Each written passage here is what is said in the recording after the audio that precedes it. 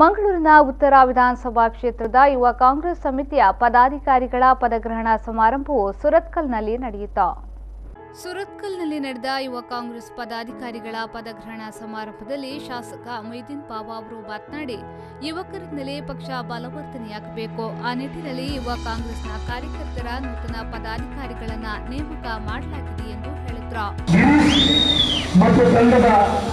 ಎಲ್ಲ ಪದಾಧಿಕಾರಿಗಳು ಇವತ್ತು ಆಯ್ಕೆಗೊಂಡಂತಹ ಎಲ್ಲ ವಲಯಾಧ್ಯಕ್ಷರಿರ್ಬೋದು, ಎಲ್ಲ ಕಾರ್ಯಕಾರಿ ಸಮಿತಿಯವರಿರ್ಬೋದು, ಪದಾಧಿಕಾರಿಗಳಿರ್ಬೋದು, ತನಗಾಗಿ ನಮನವನ್ನು ಸಲ್ಲಿಸ್ತಾ ಇದ್ದೇನೆ.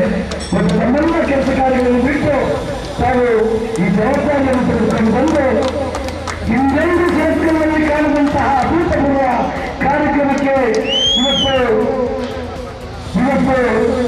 ಯುವಕ ಕಾಂಗ್ರೆಸ್ಸಿನ ಹುಟ್ಟಿನಲ್ಲೇ ಯುವಕ ಕಾಂಗ್ರೆಸ್ನಿಂತ ಒಂದು ಕಾರ್ಯಕ್ರಮ ಆಗಿಲ್ಲ.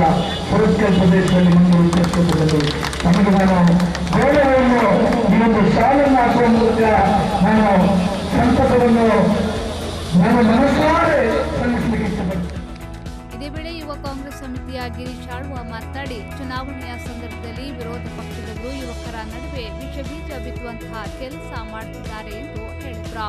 ನಾವು ಯಾಕೋಸ್ಕರ ಯುವ ಕಾಂಗ್ರೆಸ್ ಸೇರ್ಬೇಕಂದ್ರೆ, ಈ ದಕ್ಷಿಣ ಕನ್ನಡ ಜಿಲ್ಲೆಯಲ್ಲಿ ಈ ಕೋಮುವಾದದ ವಿಷಬೀಜವನ್ನು ಬಿತ್ತುವ ನಮ್ಮ ವಿರೋಧ ಪಕ್ಷದವರು ಏನು ಚುನಾವಣೆ ಸಂದರ್ಭದಲ್ಲಿ ಯುವಕರ ಮನಸ್ಸುಗಳ ನಡುವೆ ಬಿರುಕನ್ನುಂಟು ಮಾಡಿ ಆ ಮೂಲಕ ಚುನಾವಣೆಯಲ್ಲಿ ಲಾಭ ಪಡೆಯುವಂತಹ ಕೆಲಸವನ್ನು ಮಾಡುತ್ತಿದ್ದಾರೆ. ಈ ಸಂದರ್ಭ ಮಂಗಳೂರು ಮಹಾನಗರ ಪಾಲಿಕೆಯ ಮೇಯರ್ ಭಾಸ್ಕರ್ ಮೇಲೆ ಯುವ ಕಾಂಗ್ರೆಸ್ ಅಧ್ಯಕ್ಷರಾದ ದೀಪಕ್ ಪೂಜಾರಿ, ಕಾಂಗ್ರೆಸ್ ಮುಖಂಡರಾದ ಬಶೀರ್ ಮತ್ತಿತರರು ಉಪಸ್ಥಿತರಿದ್ದರು.